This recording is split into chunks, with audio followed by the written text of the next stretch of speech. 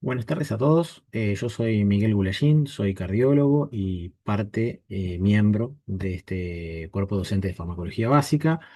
Hoy nos toca hablar de un tema muy importante, muy prevalente, que es la hipertensión arterial. Ojalá hubiésemos podido hacerlo presencialmente, pero tenemos un asueto en puerta. Y entonces vamos a poder interactuar a través de una presentación de PowerPoint que ya la vamos a ir compartiendo.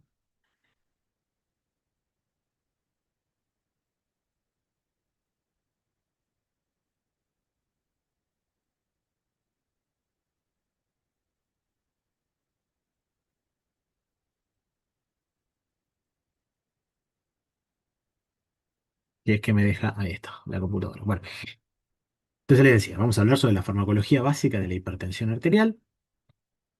Primero empezamos, como siempre, con una definición. ¿Qué es la hipertensión arterial? ¿Qué hablamos? ¿De qué hablamos cuando mencionamos la hipertensión arterial? Se define, obviamente, como presión elevada en los vasos arteriales, como tienen allí. Recuerden que la tensión arterial o la presión arterial es aquella presión que ejerce la sangre sobre las arterias o las paredes de las arterias.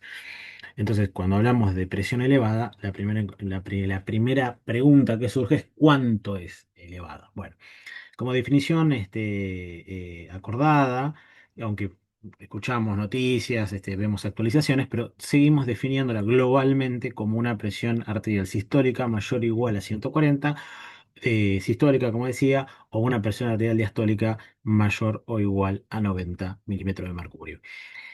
Es importante entender de que cualquiera de estas dos variables o combinadas van a estar definiendo a la hipertensión arterial. Recordemos, ahora vamos a ver otro gráfico más, pero que lo saqué, que lo extraje del práctico que van a tener. Recordemos que hay distintos ejes regulatorios, distintas sistemas fisiológicos que van a regular a la presión arterial y por lo tanto van a ser sumamente importantes para entender la hipertensión arterial. Primeramente, bueno, las propiedades cardíacas, como recordarán, influyen directamente sobre presión arterial. El sistema nervioso autónomo y central, con su regulación neural, pero también neurohumoral y neurohormonal. Por otro lado, tenemos la regulación que ejercen los riñones, con un sistema que ya ustedes bien conocen y vamos a estar repasando en instantes y los vasos sanguíneos, tanto venosos como arteriales, con la influencia de la poscarga y la precarga directa sobre las valores de presión arterial. Recordemos que la fórmula, este es el gráfico que les decía que ustedes van a tener en el práctico y que es el que yo traje para que después lo puedan razonar en sus respectivos talleres. Recordemos la fórmula, que es sumamente importante recordar esta fórmula de la presión arterial, que es igual a volumen minuto por resistencia vascular periférica.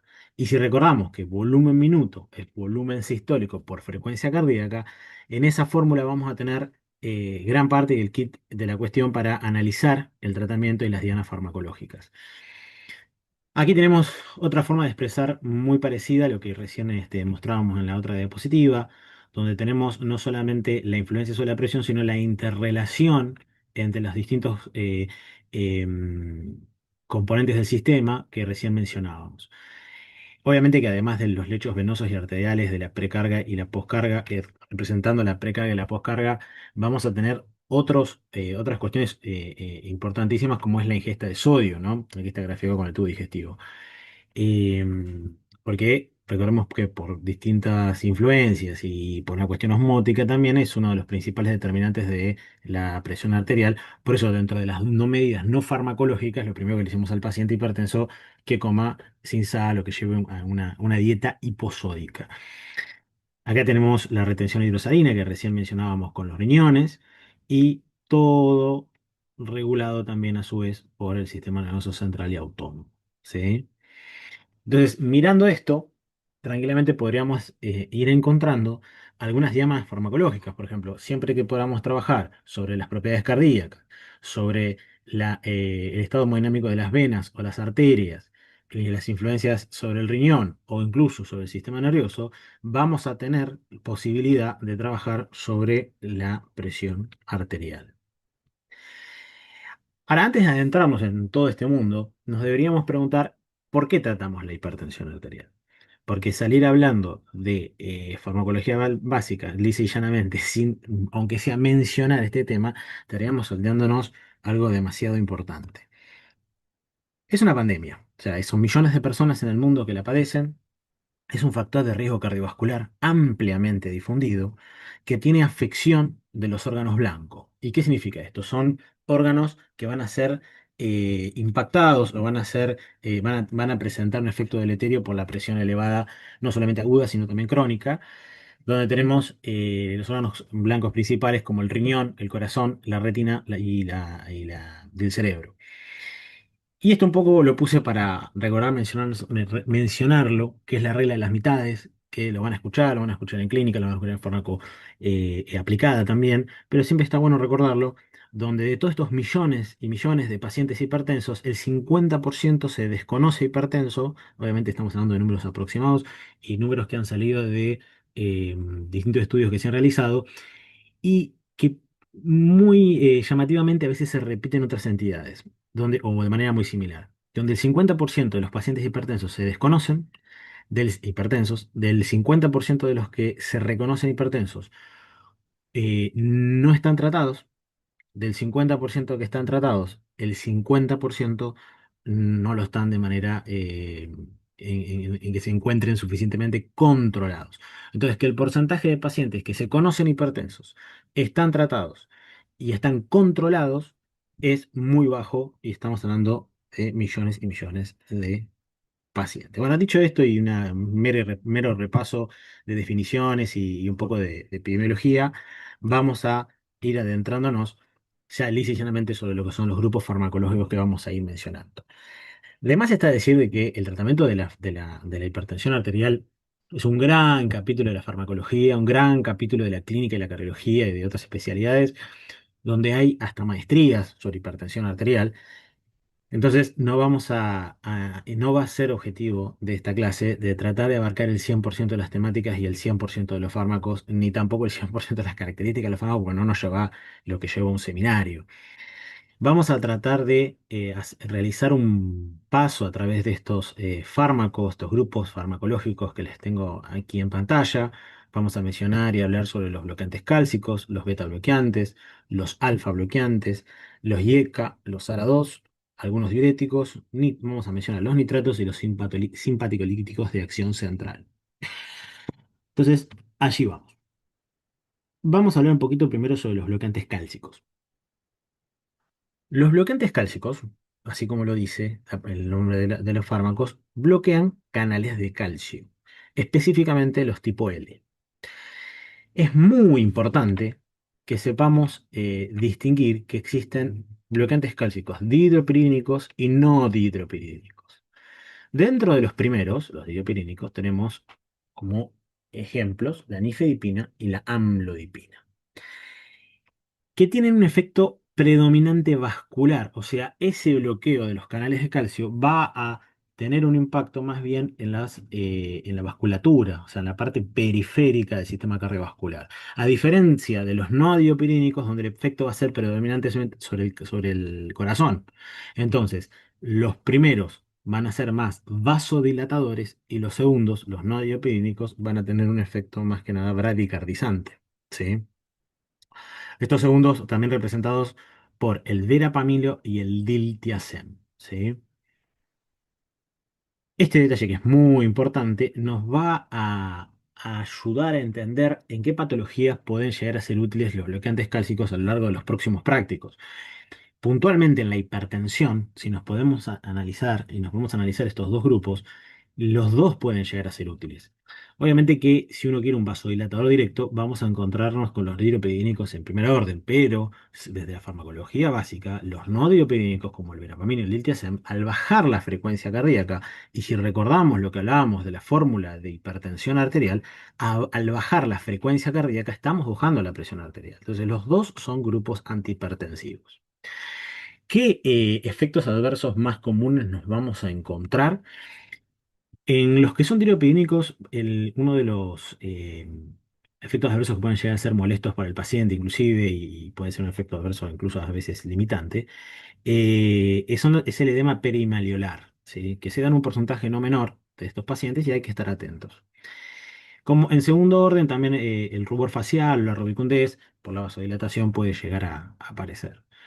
En cambio, en los no diopidínicos nos vamos a encontrar con efectos adversos como la bradicardia, el bloqueo de conducción, los bloqueos de conducción de cardíacos, la constipación a nivel digestivo, que tampoco es poco frecuente. ¿Y cuáles son las contraindicaciones de estos noradiopirínicos? El bloqueo auriculoventricular de segundo y tercer grado, la insuficiencia cardíaca con fe reducida. Recuerden que si nosotros estamos bloqueando los canales de calcio a nivel cardíaco, estamos bajando la contractilidad y el inotropismo. Y obviamente la bradicardia.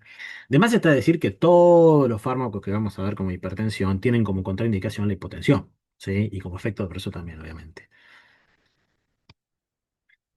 Bueno. Pasamos a otro grupo farmacológico muy importante. Lo vamos a ver a lo largo de todos los prácticos de cardiovascular, prácticamente, por lo menos los que están centrados en lo que son patologías cardiovasculares, como la hipertensión arterial, la insuficiencia cardíaca, la cardiopatía isquémica, y ahora se agregó un nuevo tema que es antiarrítmico, y el beta bloqueante está presente en los cuatro. Así que fíjense lo importante que es. Hoy vamos a hacer una introducción al tema de los beta bloqueantes. Se imaginarán que su farmacodinámica es bloquear los receptores beta, ¿sí? Y tenemos una primera clasificación donde tenemos que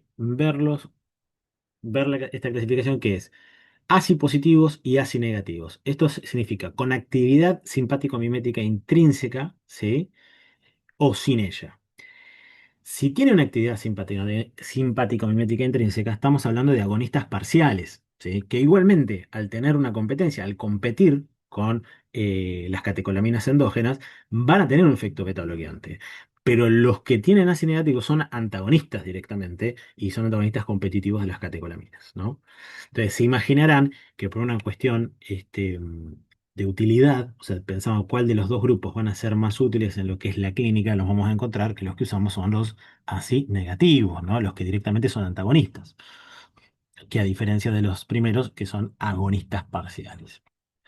Entonces, si nos adentramos directamente en los que son los que no tienen esta actividad simpático-mimética, nos vamos a encontrar con los no selectivos, y esto hace referencia a que bloquean tanto los receptores beta 1 y beta 2 de manera sin hacer ningún tipo de selección, y nos encontramos como por ejemplo con el propanolol, ¿sí?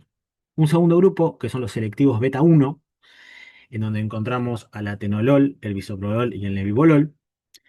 Y los que tienen actividad, además de la actividad de bloqueante beta, tienen actividad alfa, bloqueante alfa, donde nos encontramos con el carbilol y el labetalol. ¿Sí?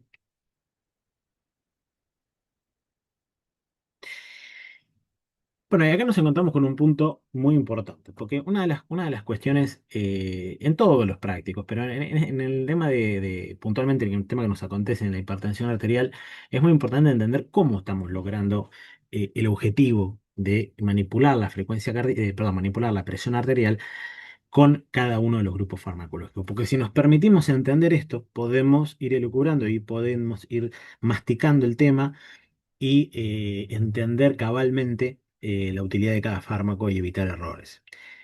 Bueno, principalmente, y por eso está subrayado o puesto en negrita, disminuyen la frecuencia cardíaca.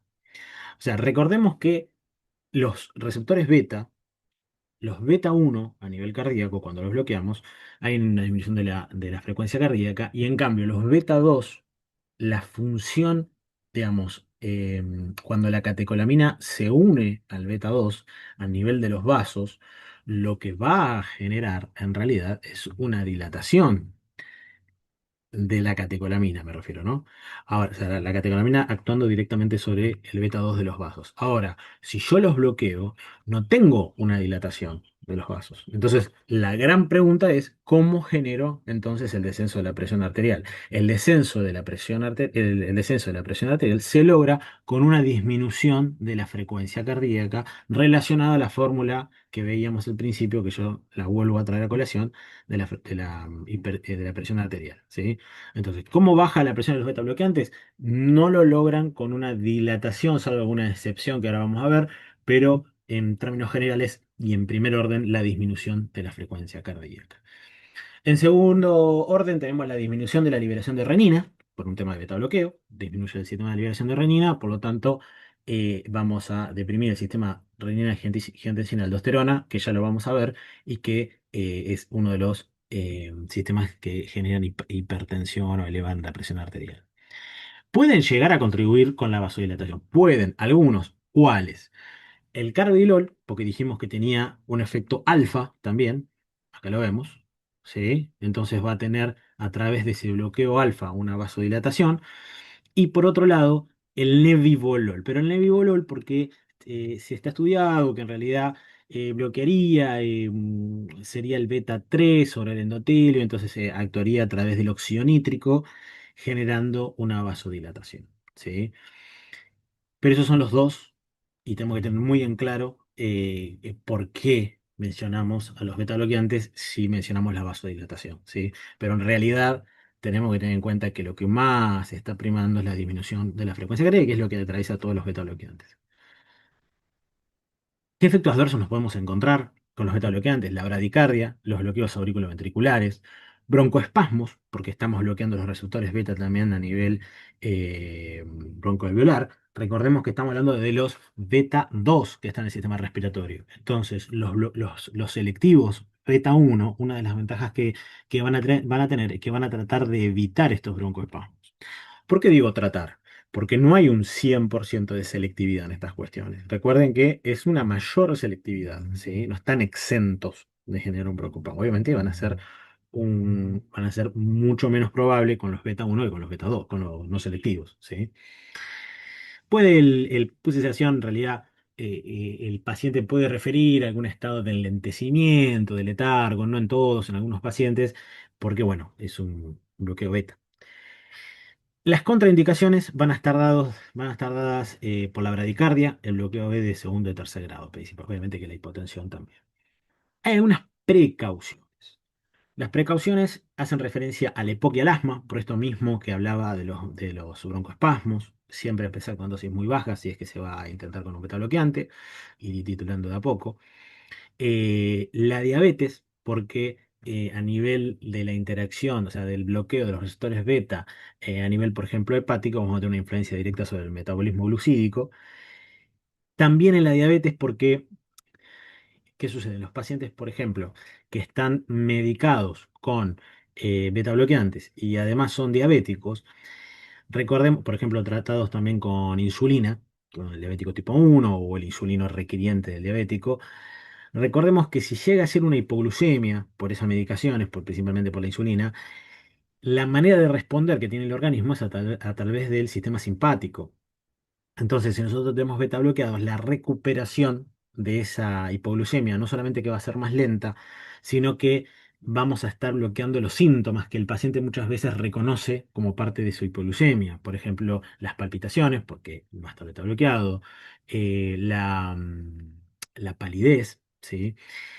Lo único y la única excepción a lo traigo a colación porque muchas veces se charla este tema, la única excepción de los síntomas neuromediados, o sea, del sistema simpático como reflejo, en este caso de una hipoglucemia, que no va a estar enmascarado, va a ser la sudoración, porque recuérdense que era la excepción que estaba mediado por acetilcolina y no por catecolaminas. Muy bien. Dicho esto, sigamos hablando sobre las precauciones en la utilización de los beta bloqueantes. En la vasculopatía periférica, ¿por qué? Por esto mismo que charlábamos hoy de cuál es el receptor que está presente en las arterias, en los vasos periféricos en cuanto a los receptores beta. No eran los beta 1, sino los beta 2. Y recuerden que dijimos que en realidad no van a estar favoreciendo los beta bloqueantes en general, salvo esos que mencioné puntualmente, la vasodilatación, ¿sí? Por eso, casualmente, en los pacientes que tienen vasculopatía periférica, si tenemos que usar beta bloqueantes, iremos más hacia un carvedilol o un nebivolol porque tienen ese efecto vasodilatador que los otros no. Entonces, tenemos que ir con mucho cuidado porque no solamente estamos bloqueando los receptores beta, sino que además las catecolaminas, al no poder usarse, no poder unirse a los receptores beta 2 o verlo dificultado, van a poder impactar con mayor facilidad sobre los receptores alfa. Y entonces ahí sí vamos a tener una tendencia hacia la vasoconstricción periférica. Por eso en la vasculopatía periférica vamos a tener que tener cuidado con los beta bloqueantes y si los tenemos que usar vamos a preferir o el carvedilol o el nebivolol. La utilización concomitante con bloqueantes cálcicos no adiopirínicos. Si yo les mencionaba hoy que los bloqueantes cálcicos no adiopirínicos tenían un impacto sobre la frecuencia cardíaca, que tienen como efectos adversos muy parecidos a los de los beta bloqueantes en cuanto a la bradicardia, los bloqueos AB, eso y las contraindicaciones en cuanto a la bradicardia y los bloqueos AB de segundo y tercer grado, puede llegar a potenciar ese efecto y generar, potenciar la posibilidad de un bloqueo o de bradicardia. No es una contraindicación absoluta, pero tenemos que tener mucho cuidado y realmente la combinación de estos fármacos debería quedar más en manos de los especialistas y no que sean algo habitual y incluso los especialistas deben evitarlo en la mayor medida posible. Son muy pocos los casos donde uno justificaría esa combinación. Y otros fármacos bradicardizantes, ya los van a ver, por ejemplo, en antiarrítmicos, seguramente. Bien. Dicho esto de beta bloqueantes, que ya repito, los van a volver a ver a lo largo de todos los prácticos de cardiovascular, vamos a hacer mención, vamos a mencionar a los alfa bloqueantes. Los alfa bloqueantes, obviamente, al estar bloqueando el receptor alfa 1, van a generar van a favorecer la vasodilatación y van a ser hipotensores. Uno de los ejemplos más característicos es el prazosino, la prazosina, depende de dónde lo lean. Como efectos adversos tenemos la hipotensión ortostática y a tener en cuenta que es un fármaco que también se utiliza en la hiperplasia prostática, lo van a ver también en el práctico. Y pueden pasar dos cuestiones, que ayude a controlar tanto la hiperplasia prostática como la hipertensión arterial a ese paciente, pero también tener en cuenta que si el paciente ya estaba tratado con hipotensores, tener en cuenta la posible potenciación y bueno, avisarle al paciente, inclusive el efecto adverso como la hipotensión ortostática. Y ahora nos adentramos en un tema también que lo van a ver en varios prácticos, como en hipertensión ahora, pero también lo van a ver en cardiopatía isquémica, lo van a volver a ver en insuficiencia cardíaca, que es la modulación del sistema renina-angiotensina y podemos completarlo aldosterona, ¿no? Eso lo habrán recordado, lo habrán estudiado al hartazgo en fisiología. Y aquí lo traemos porque realmente vamos a ir mostrando algunas imágenes que están extraídas del Goodman, ¿sí? Aquí tenemos el esquema del sistema renina-angiotensina-aldosterona, donde tenemos la renina, ¿sí? Que recordarán que es liberada por el riñón y que transforma la angiotensinógeno en angiotensina 1, la enzima convertidora que la va a convertir en angiotensina 2, que finalmente tiene dos tipos de fármacos, el AT1 y el AT2, el que más nosotros, como por su efecto hipertensor, nos va a interesar en este práctico, en este teórico, va a ser los AT1.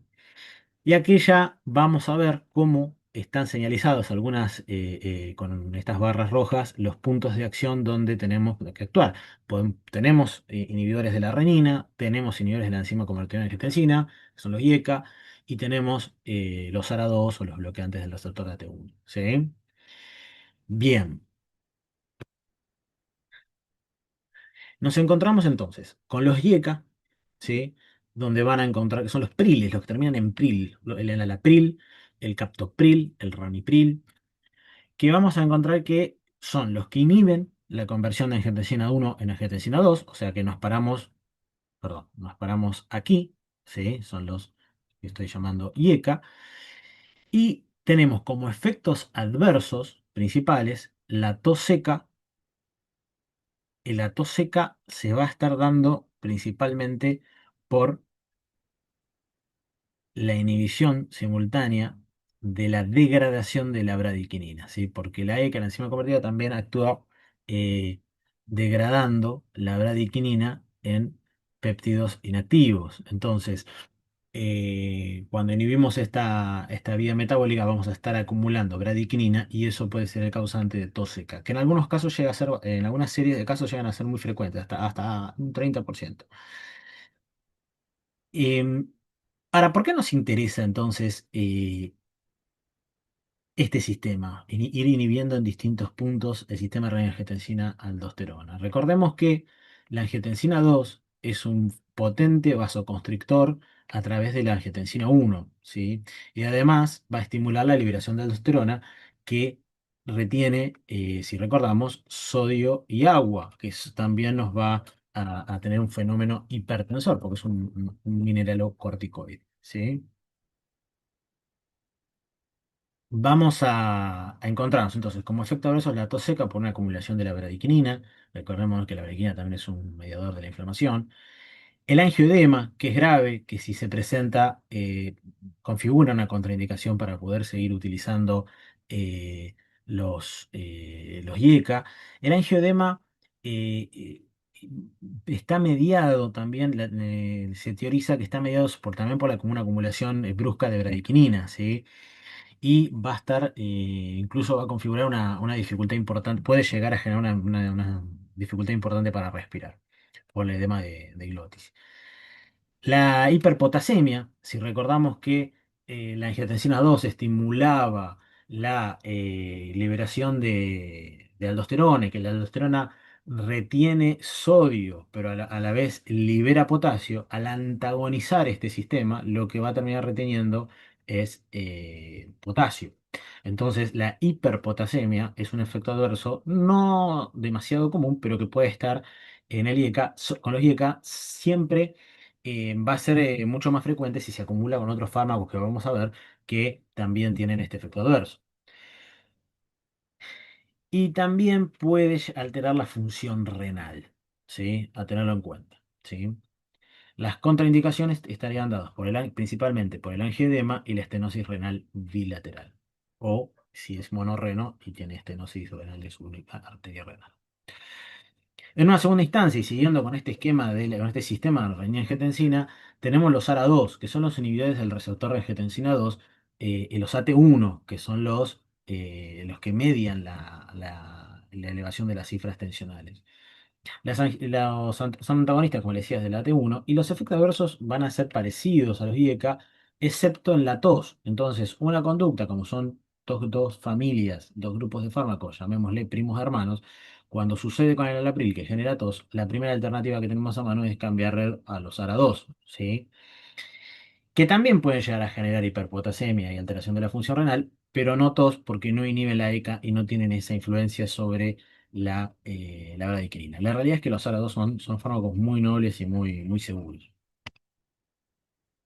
Finalmente, un fármaco, si bien en este punto de farmacología básica no hablamos sobre frecuencias de uso, pero no es de los fármacos más utilizados, ni cerca de lo que son los ARA2 y los IECA que vamos a nombrar, que son los inhibidores directos de la renina.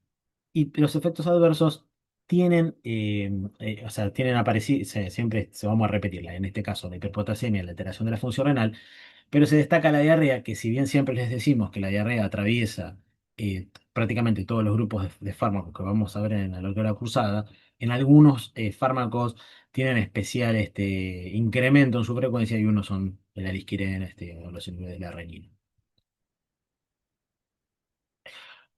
Diuréticos. Cuando hablamos de diuréticos, primero tenemos que vamos a mencionar los diuréticos que nos pueden llegar a ser útiles en lo que es la hipertensión arterial. Y segundo, nos tenemos que estar preguntando por qué son potencialmente útiles en la hipertensión. Lo mismo que repito en cada uno de los grupos farmacológicos. Aquí les traigo un esquema, un gráfico que también está extraído del Goodman, ¿sí? Donde está graficado los distintos mecanismos de acción de los diuréticos. Vamos a hablar un poco sobre los diuréticos tiacídicos. Fíjense que los diuréticos tiacídicos van a actuar sobre lo que es el túbulo contorneado distal, inhibiendo el importador de sodio cloro. Al inhibirlo, evitamos la absorción de este sodio y por una cuestión osmótica vamos a incrementar la diuresis, ¿sí? Ahora vamos a hablar un poquito de cada uno de los grupos de diuréticos, pero primero repasemos la farmacodinámica de algunos de los grupos de diuréticos que tenemos aquí esquematizados. Uno es los diuréticos tiacídicos. Después tenemos, por ejemplo, los diuréticos de asa, también muy comunes, donde vamos a estar inhibiendo el sin portador, el famoso sin portador de sodio 2 potasio, donde en la porción ascendente gruesa.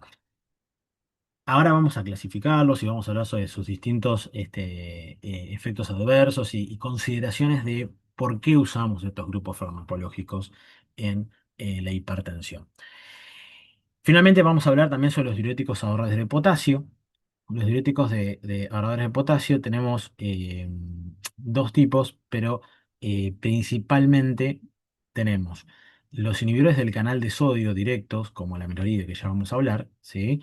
Que directamente inhibe el canal y por lo tanto se depresiona sodio y agua. Y por otro lado vamos a ver otro grupo que es la espironolactona y la eplerenona, que también son ahorradores de potasio y van a actuar sobre como anti-aldosterónicos, ¿sí? Van a directamente actuar sobre los receptores de mineralocorticoides, ¿sí? Acá los tenemos graficados, los antagonistas de los receptores de mineralocorticoides, ¿sí?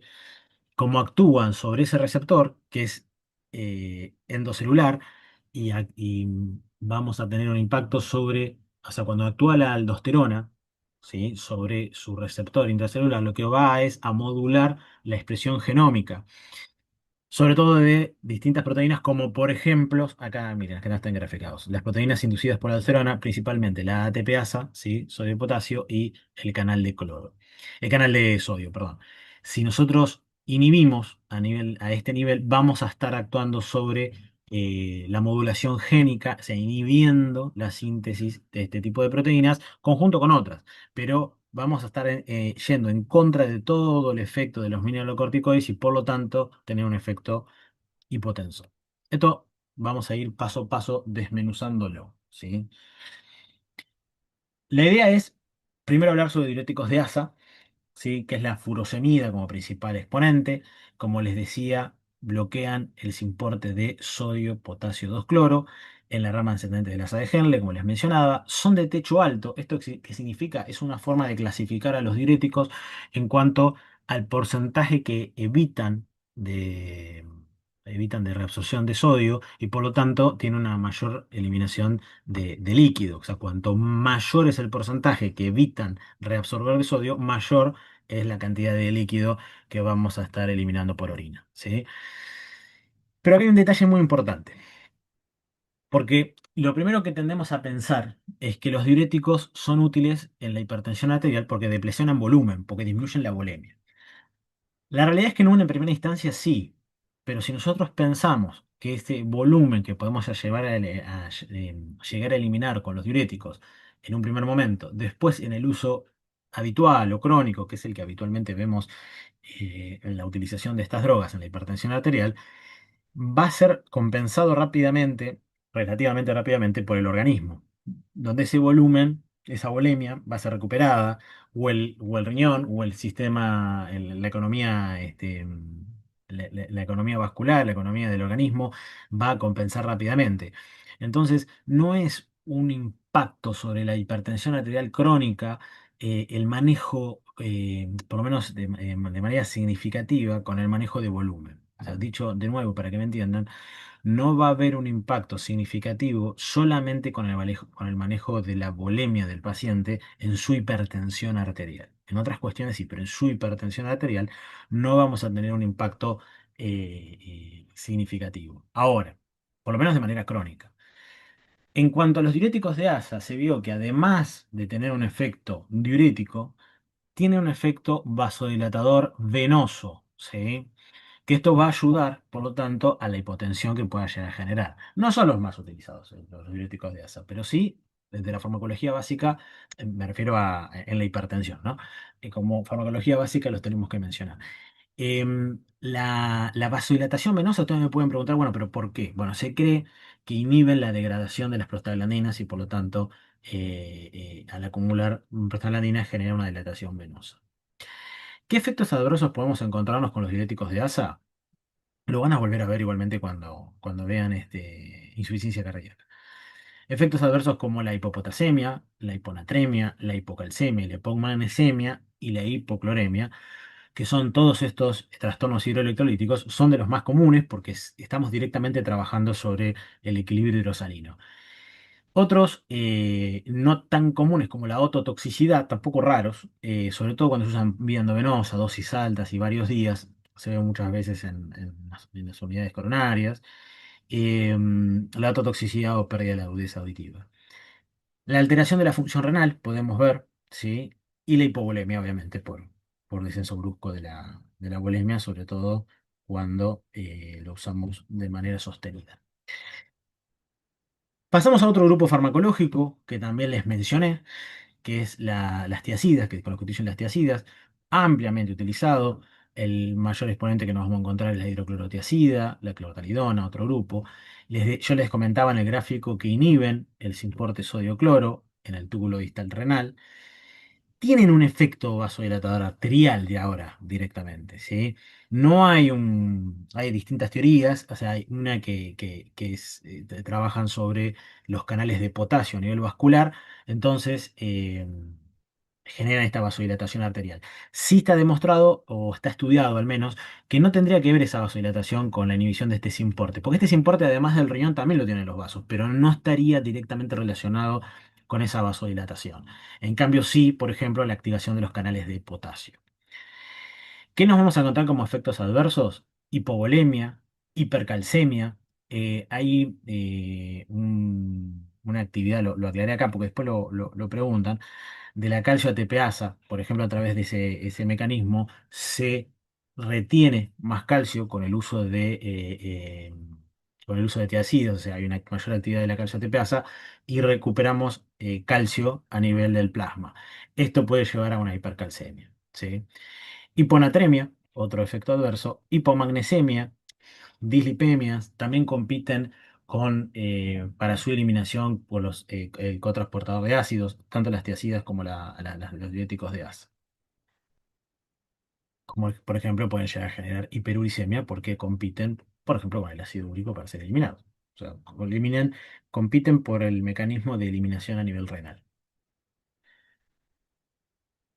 Finalmente, dentro de lo que es grupos diuréticos, seleccioné estos tres grupos dentro de lo que es los grupos farmacológicos, seleccioné estos tres para charlar en hipertensión. Tenemos los diuréticos ahorradores de potasio, que yo también les mencionaba. Por un lado, los antialdosterónicos, como la eplerenona y la espironolactona, que, como yo les decía hoy, antagonizan el receptor de mineralocorticoides, que son receptores intracelulares, que influyen sobre la transcripción génica, cuyos efectos adversos van a estar dados, obviamente, por la hiperpotasemia, y más aún cuando se combinan, por ejemplo, con los IECA o con los SARA que mencionamos que también tendrían tendencia a la hiperpotasemia. Un efecto adverso a tener en cuenta de la espironolactona es la ginecomastia dolorosa. Esto es importante, sobre todo, bueno, en hombres, mencionarlo y estar atentos para cambiarlo, por ejemplo, por la eplerenona o por otro grupo farmacológico. El otro grupo de ahorradores de potasio, en otro grupo de los ahorradores de potasio tenemos los inhibidores selectivos de los canales de sodio a nivel del túbulo contornado distal que les mencionaba yo. Entre ellos, bueno, el de que de mayor renombre es la miloride y obviamente su efecto adverso más común va a ser la hiperpotasia. Acá tener en cuenta y no tiene, yo lo menciono porque se utiliza, por ejemplo, en combinación con las tiacidas, porque las tiacidas tienen como efecto adverso perdón, la hipopotasemia y puede ser contrarrestado con cualquiera de los grupos ahorradores de potasio. Pero la milorida sola como hipotensora no tendría un lugar. Lo traje a colación porque sí lo van a ver en combinación con tiacidas para utilización de la hipertensión. Y tiene que ver más con esto de contrarrestar el efecto eh, hipo, eh, hipopotasémico de las tiacidas. Saliendo de los diuréticos, ahora vamos a adentrarnos en un grupo farmacológico que no se los había mencionado, es la hidralazina. La hidralazina tiene un mecanismo de acción más bien desconocido y sí tienen que saber que es un vasodilatador arterial, ¿sí? Y por lo tanto va a ser hipotensor. Hay un grupo de fármacos que lo van a ver muy en detalle en lo que es insuficiencia cardíaca y cardiopatía isquémica, pero no podía dejar de mencionarlos por su rol importante como hipotensores, ¿sí? Sobre todo por su utilización en agudo, por su utilización en las emergencias, urgencias hipertensivas. Tenemos los nitratos, eh, que vamos a encontrar dentro de los nitratos a la nitroglicerina, el mononitrato isosorbido, el dinitrato isosorbido, el nitroprusiato de sodio. Tienen vías de administración varias, como la oral, endovenosa, transdérmica, sublingual, ¿sí? Cada uno con su cinética. ¿Y qué efectos adversos nos vamos a encontrar con estos fármacos? Perdón, porque no le dije, no hablamos sobre la farmacodinamia. La farmacodinamia de estos fármacos, de los nitratos, es que son liberadores de óxido nítrico, con el consecuente aumento del GMP cíclico en el músculo lisovascular. Entonces van a generar una dilatación. ¿Dónde? A dosis baja van a ser vasodilatos venosos, y cuando los damos de manera endovenosa o altas dosis van a ser tanto venodilatadores como arteriodilatadores, ¿sí? Ahora sí, ¿con cuál nos encontramos? Con esta serie de ejemplos que mencioné. ¿Y cuáles van a ser sus efectos adversos? Sus efectos adversos van a ser la hipotensión arterial, la rubicundez, la cefalea muy común, y también a tener en cuenta que generan tolerancia. Entonces, es muy difícil la utilización de nitratos de manera crónica, al menos en la hipertensión arterial, porque no solamente necesitaríamos, no solo de manera crónica, sino de manera continua, porque es algo crónico, no es intermitente la hipertensión arterial. Entonces, de muy difícil utilización los nitratos de manera crónica, pero de mucha utilidad en la utilización en aguda en emergencias, ¿sí? En hipertensión arterial y en otras patologías. Bien, entonces, repasando, son liberadores de óxido nítrico con la consecuente aumento del GMP cíclico, son vasodilatores venosos a bajas dosis y a altas dosis, y con su utilización endovenosa, tanto venosos como arteriales. Bajan la precarga, bajan la poscarga, y de esa manera nos ayudan a bajar la presión arterial. Tenemos a la nitroglicerina, el mononitrato isosorbide, el dinitrato isosorbide, el nitroprosito de sodio. En este tenemos un detalle de su estructura química que es muy fotosensible, por eso van a ver que en los hospitales se usa el Bacter cubierto con algo, a veces con el mismo cobertor del Bacter que viene, y toda la guía, que es transparente o translúcida, dejarlo también cubierto para que no se desnaturalice el compuesto. ¿Sí? Muy bien. Para ir terminando, nos encontramos con otro grupo farmacológico, que son los simpaticolíticos de acción central. Tenemos dos subgrupos, y principalmente dos fármacos. Uno es la clonidina, ¿sí? La clonidina es un agonista alfa 2 presináptico. Esto es importante tenerlo en cuenta porque lo que realiza cuando activa al receptor alfa 2 presináptico, lo que va a terminar generando es una inhibición de la liberación de catecolaminas a nivel de la sinapsis y de la transmisión de noradrenalina. Entonces, nos vamos a encontrar finalmente con el efecto, bueno, bradicardizante, pero también hipotensor deseado. Uno de los efectos adversos, por lo tanto, va a ser la bradicardia y la hipotensión arterial. También nos vamos a encontrar con un bloqueo AB y de segundo grado y tercer grado como contraindicaciones, y cuando tenemos una bradicardia, también vamos a tener que usarlo con mucho cuidado, ¿sí? Entonces, es un agonista alfa 2, ¿sí? Porque lo primero que se podría llegar a pensar es: ¿por qué un agonista alfa me puede llegar a ser útil en la hipertensión arterial? Si hoy veíamos como uno de los grupos farmacológicos que nos ayudan en la hipertensión son los alfa antagonistas, ¿sí? Entonces, a no confundirse los alfa antagonistas, que nos ayudan a nivel periférico, y los alfa agonistas, que nos ayudan a nivel presináptico central, como la clonidina, para disminuir de esa manera la transmisión simpática, y por lo tanto disminuir la presión arterial. Son altamente lipofílicos y atraviesan la barrera hematoencefálica muy fácilmente. Y después, el segundo grupo, la alfa metento de este gran grupo, que es los simpaticolíticos de acción central. Tenemos, para entender su mecanismo de acción, traje el gráfico también del esquema del Goodman, donde muestra que la tirosina ahí se coló el muchas gracias para que sepan que que no falta demasiado más para escucharme. Espero que les esté siendo útil y que le hayan entendido. Desde ya pueden localizarme en la cátedra por cualquier duda. Y tenemos que traer el esquema de la síntesis de catecolaminas para poder entender el mecanismo o la farmacodinamia de la alfa-metildopa. Recordemos que la tirosina se transforma en dopa, ¿sí? Después la dopa a través de una descarboxilasa se transforma en dopamina. Y aquí es donde, si nosotros usamos un análogo de la dopa, que es la alfa-metildopa, cuando va a ser un análogo, se va a transformar en alfa-metildopamina. A su vez, si seguimos este esquema, en vez de transformarse en norepinefrina o noradrenalina, se va a transformar en alfa-metilnoradrenalina. Entonces, esas vesículas que van a liberar esa sustancia o ese metabolito, finalmente lo que van a hacer es un falso neurotransmisor, podemos llamarlo, va a activar a los alfa 2 como la clonidina, estos son similares, y por lo tanto va a disminuir, el cuerpo va a sensar, las neuronas van a sensar que hay transmisión nerviosa, pero no la hay como tal, como por lo menos endógenamente hablando, y por lo tanto va a disminuir finalmente la hipertensión arterial. Bueno, les agradezco, espero que haya sido útil. No, no duden en contactarme si tienen alguna duda. El tema es muy amplio, tiene otras aristas. Después, en los prácticos van a haber distintos casos, distintas maneras de razonar desde la farmacología básica, cómo lo seleccionamos, ¿sí? Y también, por ejemplo, en situaciones especiales. Así que bueno, les dejo un abrazo. No quiero extenderlo demasiado más.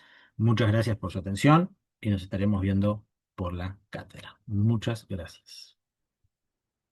Vamos a dejar de compartir y finalizar la reunión. Hasta luego.